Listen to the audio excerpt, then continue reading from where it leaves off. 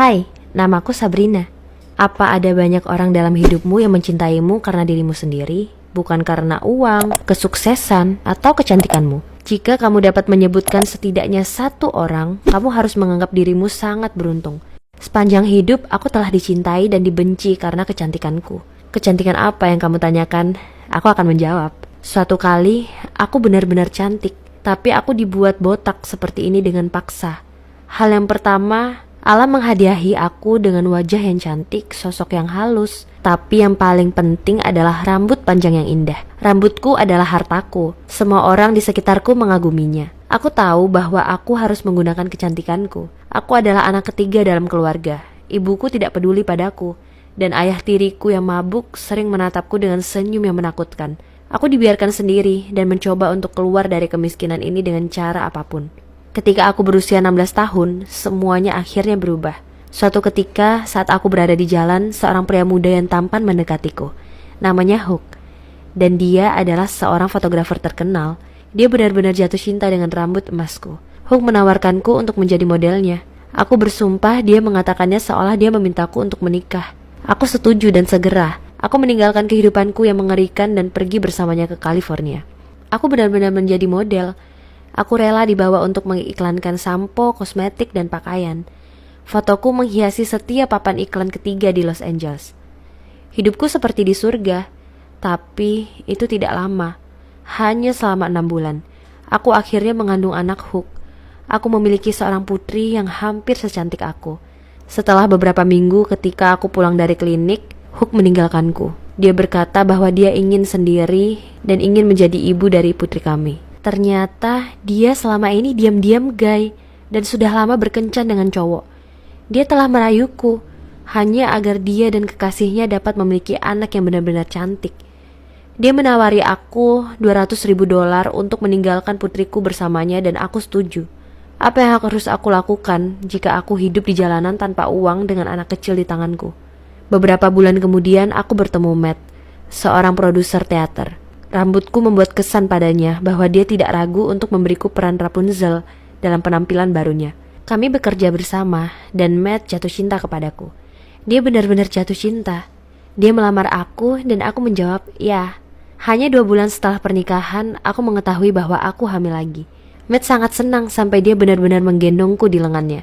Kami punya anak perempuan, tapi sayangnya dia lebih mirip suamiku daripada aku. Matt masih terobsesi denganku dan dia menjadi iri. Dia ingin aku hanya duduk di rumah saat aku hamil.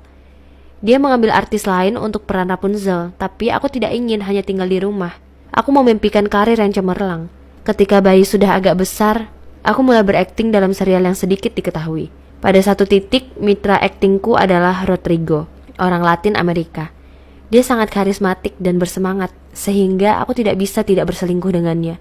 Aku dengan cepat menyesalinya, tapi sudah terlambat. Aku hamil lagi kali ini, tapi bukan dengan suamiku. Aku tidak mengetahuinya saat ini dan diam-diam takut akan yang terburuk. Kemudian putri ketiga aku lahir.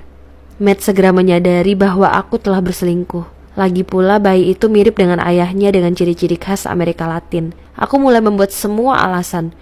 Maafkan aku, Matthew. Rodrigo memberitahuku bahwa dia telah jatuh cinta dengan rambut keemasanku. Dia memberiku begitu banyak pujian. Aku hanya tidak bisa menolak. Namun yang mengejutkan, itu berhasil. Matt, dia tenang dan diam-diam dia pergi. Dengan tenang, aku kembali dengan membawa bayinya pulang. Aku pikir suamiku telah memaafkanku. Betapa naifnya aku. Keesokan paginya, aku bangun dan merasa aneh.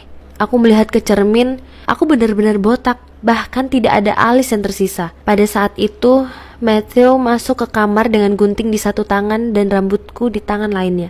Aku sangat marah dan siap untuk memukulnya, tapi dia menghentikanku. Dia mengatakan bahwa jika aku ingin tinggal di rumahnya, aku harus berada di dekat anak-anak. Aku harus menjadi jelek sehingga tidak seorang pun pria akan melihatku. Kalau tidak, dia akan menempatkanku di jalan, tidak punya uang dan memastikan bahwa aku tidak akan pernah bisa bekerja lagi. Aku bahkan tidak bisa membayangkan bahwa suamiku bisa menjadi kejam seperti itu. Dengan enggan aku menyetujui persyaratannya. Tapi ini belum berakhir. Matt membuatku duduk di rumah sepanjang hari dan aku benar-benar tidak ingin keluar seperti ini. Namun, suatu hari seorang tukang kebun bernama Cow datang ke rumah. Suamiku menyewanya untuk merawat taman kami yang indah. Kau tahu, kau menatapku, bahkan aku yang jelek, dengan mata penuh kasih sehingga aku tidak bisa menolak. Kau dan aku menjadi sepasang kekasih. Dia mengaku padaku bahwa dia mencintaiku bukan karena rambut atau kecantikanku, tapi untuk jiwaku dan hanya untuk diriku sendiri. Dan kau tahu, aku hamil lagi. Aku yakin kau adalah ayahnya. Aku mengatakan kepadanya tentang hal ini dan dia menyarankan agar aku menyerahkan segalanya dan pergi bersamanya ke tanah kelahirannya, Vietnam. Aku tidak tahu harus berbuat apa. Apakah aku bodoh? Aku cinta kau dan ingin bersamanya, tapi pada saat yang sama, aku tidak ingin meninggalkan anak perempuanku atau rumah yang indah ini. Aku membutuhkan segalanya di sini untuk menjadi lebih baik dan untuk kehidupan yang nyaman. Berbicara tentang Vietnam, apa menurutmu itu surga yang melekat di hati? Aku benar-benar takut membuat kesalahan yang tidak dapat diperbaiki dalam hidupku. Aku ingin kehamilan ini menjadi yang terakhir bagiku. Tolong beritahu apa yang harus aku lakukan.